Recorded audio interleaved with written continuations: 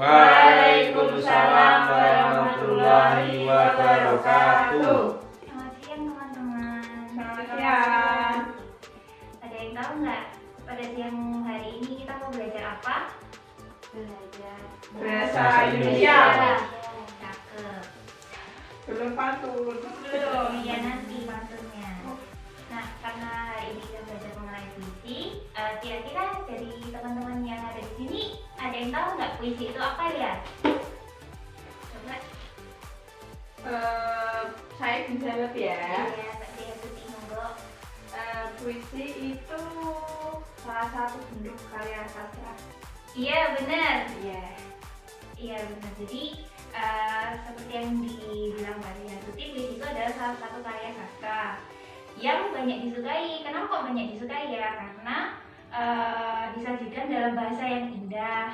Terus sifatnya yang imajinatif juga, ekspresif kan kalau misalnya dalam membaca puisi. Nah, bahkan puisi pun juga dianggap sebagai rangkaian kata-kata yang menggambarkan perasaan penulisnya. Pesan yang ingin disampaikan oleh penyair dirangkai dengan kata-kata yang indah, yang berbeda dengan bahasa sehari-hari. Kira-kira ada yang tahu nggak bedanya puisi sama karya sastra yang lain, sama prosa? Kalau puisi kan lebih ada aturan bakunya. Iya benar. Kalau prosa lagi itu kan lebih kepada tulisan-tulisan yang lebih yang ditemui di majalah gitu. Iya benar apa yang dikatakan Mbak Titania. Jadi prosa itu merupakan salah satu karya sastra yang berbentuk cerita bebas dan nggak ada aturannya, nggak terikat oleh rima. Nah, rima itu adalah pengulangan bunyi yang sama. Nah, prosa ini tulisan yang banyak ditemui di yang disebutkan Mbak Titania tadi, ada surat kabar, majalah, bentuknya tuh kayak novel, cerpen, terus sejarah, nah gitu-gitulah. Terus makna puisi itu menjadi hal yang penting bagi pembacanya. Seindah apapun kalau misalnya kita menyusun kalimat, tapi kalau misalnya nggak ada maknanya itu belum bisa disebut sebagai puisi. Sehingga membuat puisi itu nggak gampang ya, nggak sembarangan. Apalagi perlu pemilihan diksi yang unik sehingga membuat kita ngeh dan terenyuh ketika mendengarkan puisi. Nah, puisi adalah salah satu media yang digunakan untuk menyampaikan pesan. Nah, isi dari pesannya itu tuh bisa berupa suatu ungkapan yang dari satu orang ke orang lain atau satu orang ke halayak umum. Nah, menulis puisi itu merupakan salah satu bentuk ekspresi yang diungkapkan oleh penulis. Bisa sumbernya dari ide atau gagasan dari pikiran penulisnya.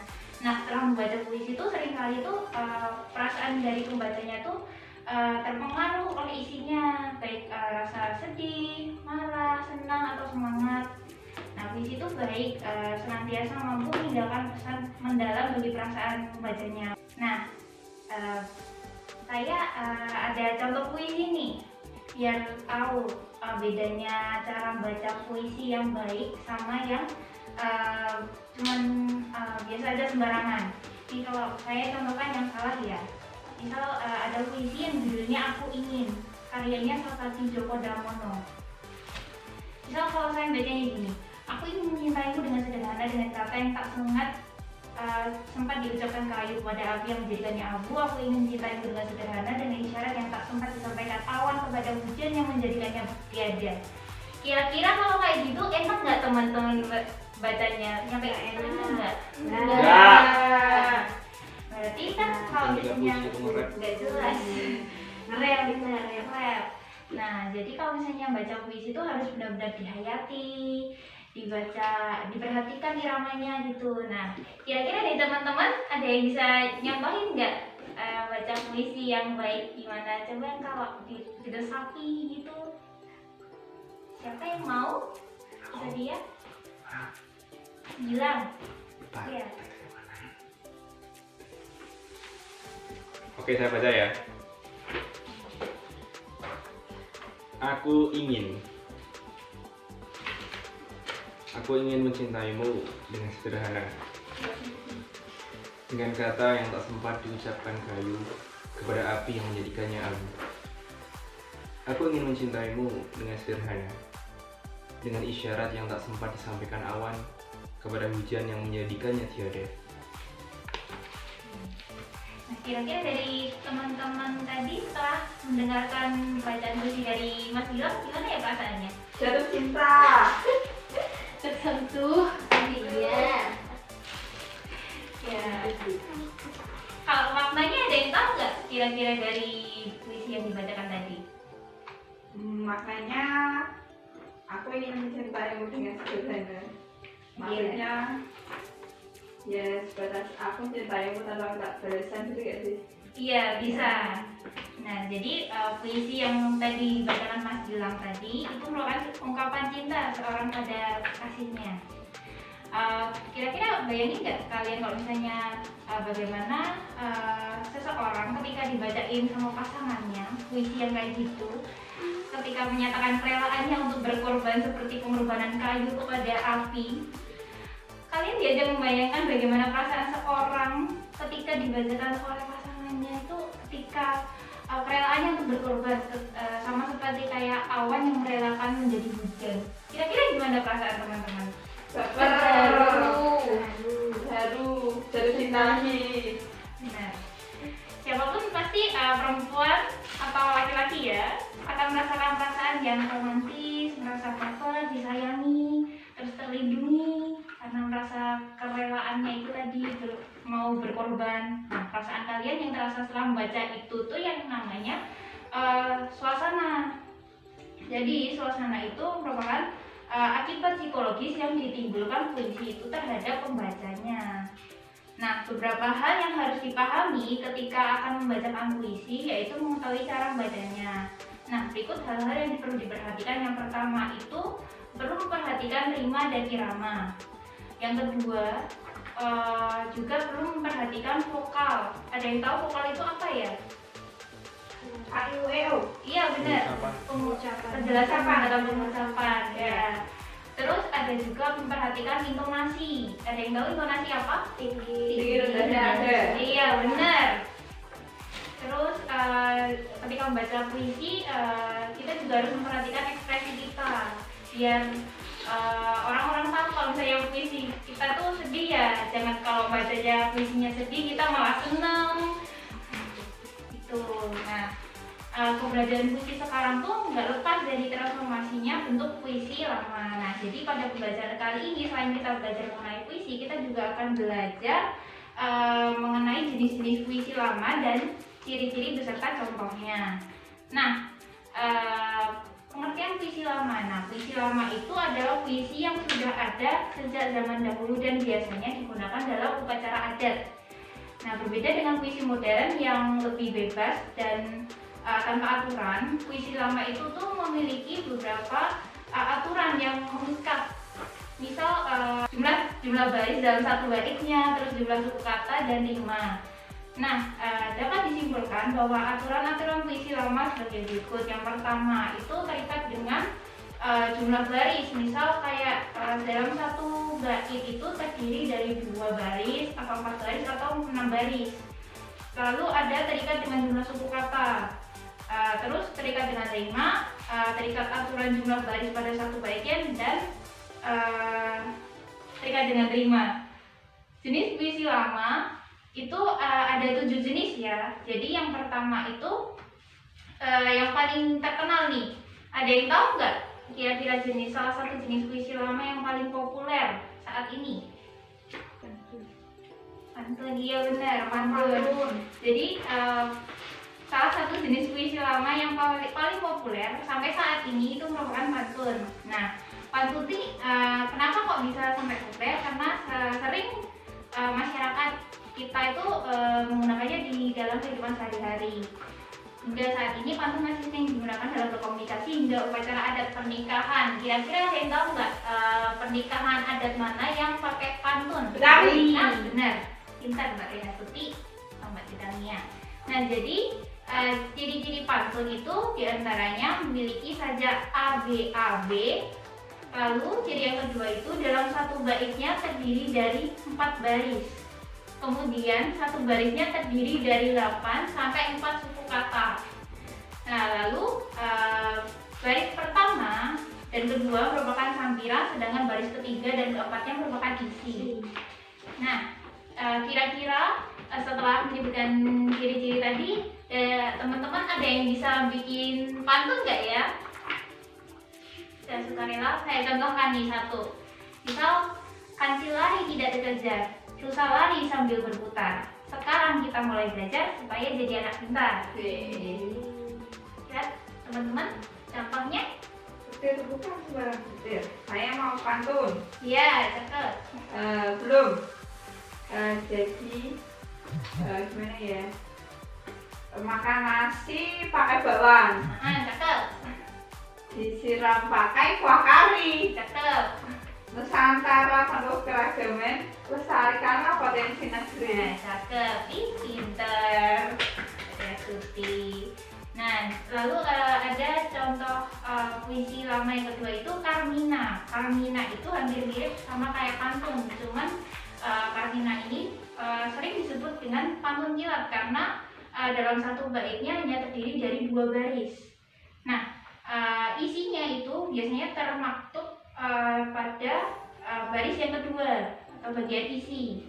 Sebetulnya Carmina ini merupakan pantun yang terdiri atas 4 baris dan tiap barisnya mengandung suku kata sebanyak 4-5 suku kata.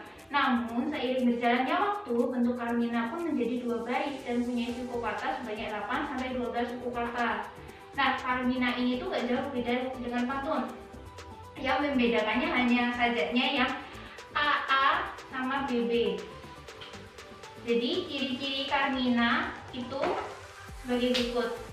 Carmina itu terdiri dari 2 baris. Sajanya juga AA atau BB. Baris pertama itu disebut apa teman-teman? Sambilan ya? Iya, benar Mbak Tia Tuti. Terus yang baris kedua disebut Isi. ya, pintar. Terus tiap barisnya pada Carmina itu terdiri dari 8 sampai 12. iya, benar. 12 ya? 12 suku kata atau 4 suku kata ya. Dan di antara sambiran serta isi itu nggak ada hubungannya dengan yang lain. Pokoknya terkandung 2 hal yang bertentangan, yakni rayuan maupun perintah. Nah, contoh Carmina nih, saya mau nyontohin Carmina. Misal, dahulu beras sekarang ketupat, orang pemerat tersisa di akhirat. Nah, itu contohnya Carmina. Nah, kira-kira dari teman-teman ada yang bisa bikin Carmina nggak ya? Aku. Siapa nih Mbak Feni? Coba ya Bu. Iya, mari. Kucing garang, kucing betina. Sip.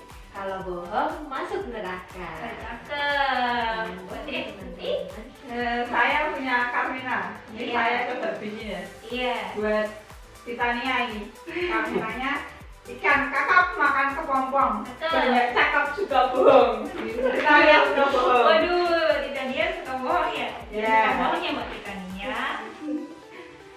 Lalu puisi yang jenis yang ketiga itu ada mantra. Nah, mantra ini tuh salah satu puisi lama yang setiap pengucapannya dianggap memiliki kekuatan gaib atau magis untuk keperluan ritual atau pengobatan. Nah, selain itu mantra juga tidak memiliki ciri-ciri khusus.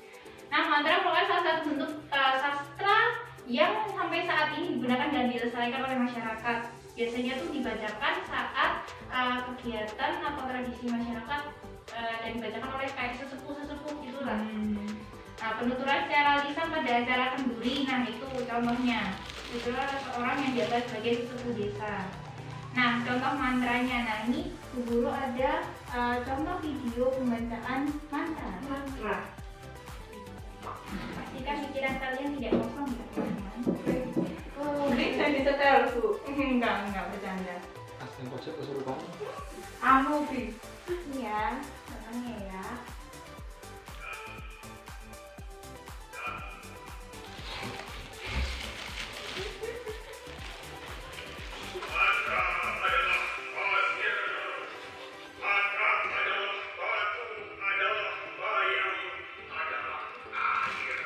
Sini orang Indonesia.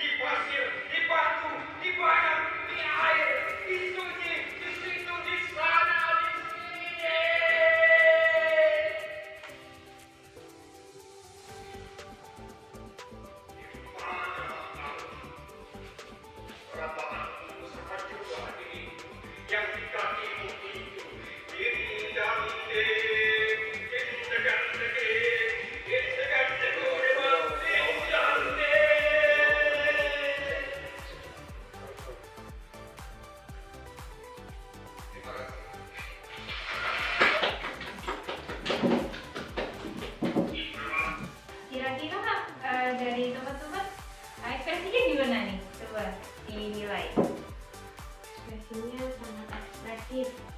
Jiwa ya. Bagus ya. Iya. Nah, terus ada contoh jenis puisi lama yang keempat itu syair. Nah, syair ini merupakan salah satu jenis puisi lama. Nah, kata syair ini berasal dari bahasa Arab syu'ur yang berarti perasaan. Syu'ur memiliki bentuk yang terikat sehingga syair juga memiliki aturan-aturan tersendiri. Nah, aturannya itu bisa menjadi sebuah ciri-ciri dari syair. Yang pertama, terdiri 4 baris dalam setiap baitnya. Lalu tiap bait-baitnya bermakna isi. Jumlah katanya dalam satu barisnya itu biasanya 4 sampai 5 kata. Nah, jumlah suku kata dalam setiap barisnya terdiri atas 8 sampai 12 suku kata. Mempunyai rima tetap a atau ab. Nah, dalam syair ini juga menggunakan bahasa kiasan. Nah, banyak pujangga yang terkenal dalam membuat syair. Di antara mereka adalah para penyair dari tanah Melayu. Nah, ini saya juga ada video mengenai contoh pembacaan syair. Akhir. Syair Selendang Delima. Dengan bismillah,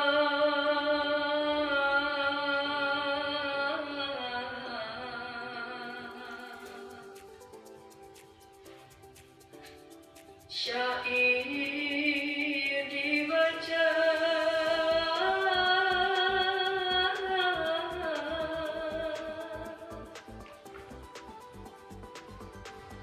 Assalamualaikum,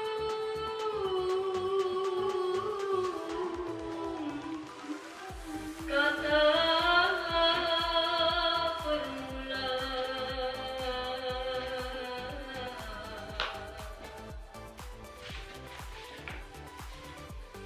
Izinkan hamba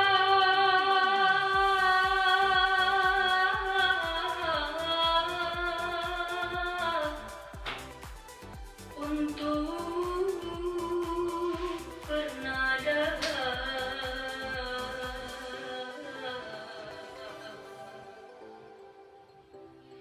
supaya senang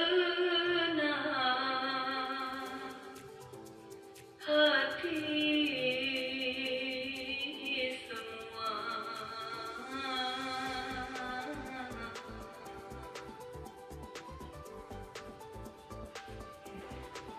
Nah, jadi itu salah satu contoh syair yang dibacakan dengan nada.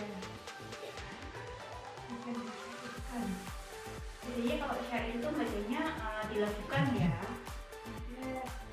Nah, contoh jenis puisi lama yang kelima yaitu gurindam. Nah, gurindam ini jenis puisi lama yang baitnya terdiri dari 2 baris, sama kayak yang Parmina. Tapi pada dasarnya gurindam tuh tidak memiliki sampiran. Jadi kalau yang Parmina tadi itu kan dia ada sampiran di baris pertamanya, lalu yang baris keduanya itu isi. Nah, gurindam ini memiliki persajaan yang sama di akhir. 2 baris tersebut merupakan hubungan sebab dan akibat. Ciri-ciri gurindam dibanding dengan jenis puisi lama yaitu yang pertama, gurindam terdiri dari 2 baris tiap baitnya. Yang kedua, tiap baris memiliki jumlah kata sekitar 10 sampai 14 kata. Lalu yang ketiga, tiap baris memiliki hubungan sebab akibat. Nah, tiap barisnya ini juga memiliki rima AA, BB, JJ, JD, dan seterusnya. Isi atau maksud dari gurindam ini ada pada baris yang kedua. Isi gurindam biasanya berupa nasihat-nasihat, filosofi hidup, atau kata-kata mutiara. Nah, contoh gurindam yang sangat terkenal yaitu gurindam milik Ali Haji. Gurindam itu berisikan nasihat-nasihat agama. Ada contohnya nih, saya bacakan ya. Siapa yang enggan kesan dunia akhirat, maka cepat-cepatlah bertaubat sebelum terlambat. Yang kedua, bait yang kedua, jika segera bertaubat sebelum akhir zaman, maka akan mendapat yang namanya selamat. Apabila tidak suka memberi, maka janganlah suka mencaci. Lalu hidup itu harus saling menghargai jika tidak ingin menyesal di kemudian hari. Nah, itu kan dari contoh gurindam itu kan yang baris pertama kan sebab, lalu yang baris kedua itu akibatnya. Lalu ada contoh lain nih kayak barang siapa yang tidak berilmu bagaikan kursi yang nggak bertumpu. Nah, makna dari gurindam itu adalah siapa saja yang tidak mempunyai ilmu ataupun apapun hidupnya pasti akan tersesat, seperti kursi yang tidak ada tumpuannya.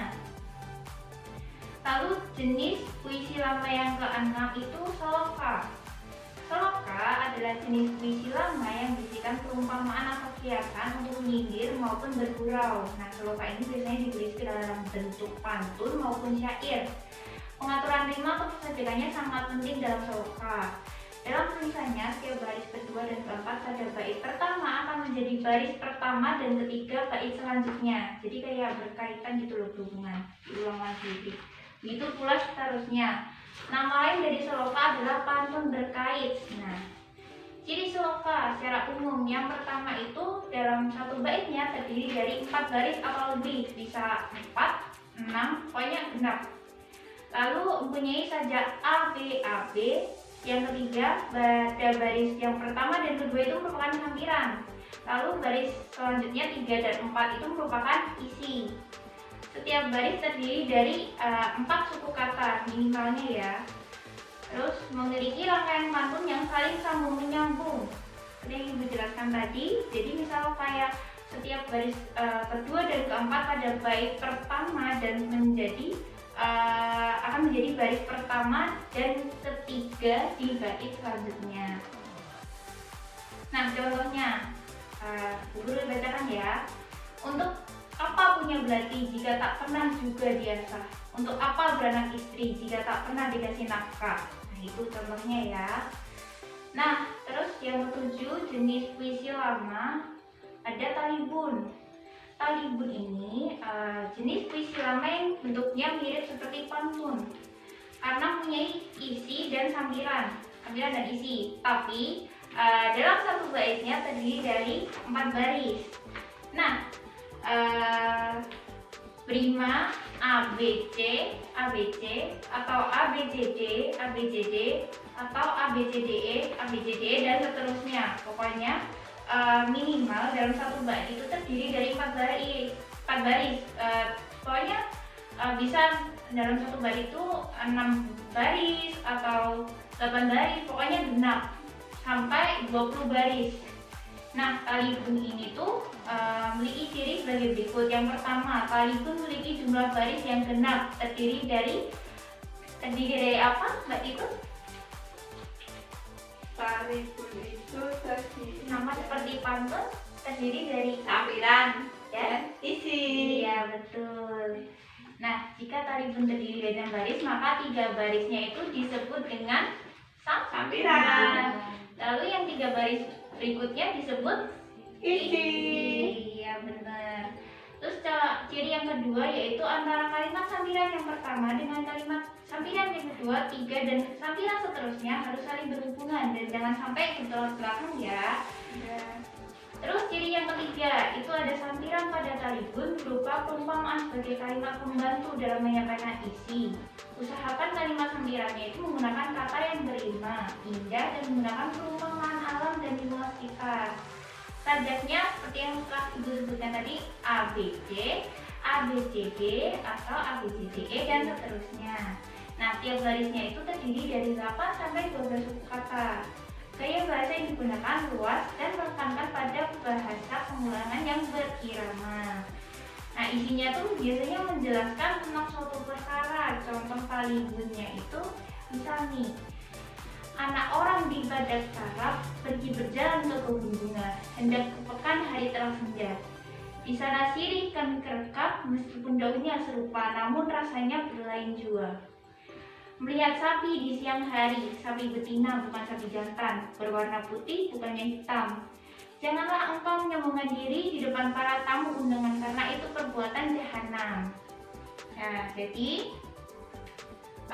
kira-kira nih dari pelajaran yang telah ibu sampaikan tadi, kira-kira perbedaan puisi lama itu memiliki ciri-ciri apa ya kalau puisi lama itu? Biasanya aturan baku dalam misalkan aturan dalam jumlah kata dalam satu baris. Iya, benar. Jumlah baris dalam satu baris.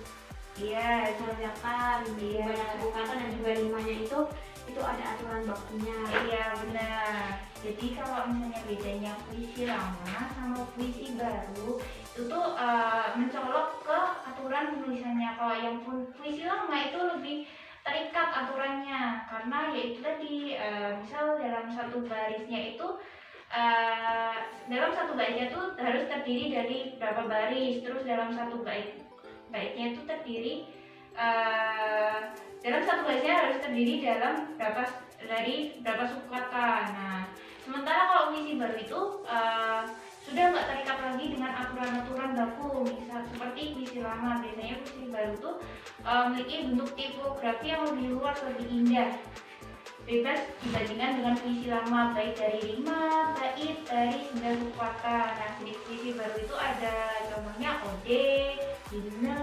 elegi, stanza, soneta, dan lain sebagainya. Nah, jadi sekian pembelajaran yang dapat Ibu sampaikan pada hari ini. Untuk tugas nanti akan Ibu sampaikan melalui Google Classroom. Jadi nanti teman-teman semua membuat contoh puisi lama satu-satu ya. Tiap satu jenis itu nanti satu contoh, nanti dikirimkan melalui Google Classroom. Nah, sekian pembahasan pada siang hari ini, kurang lebihnya mohon dimaafkan. Wassalamualaikum warahmatullahi wabarakatuh. Waalaikumsalam warahmatullahi wabarakatuh.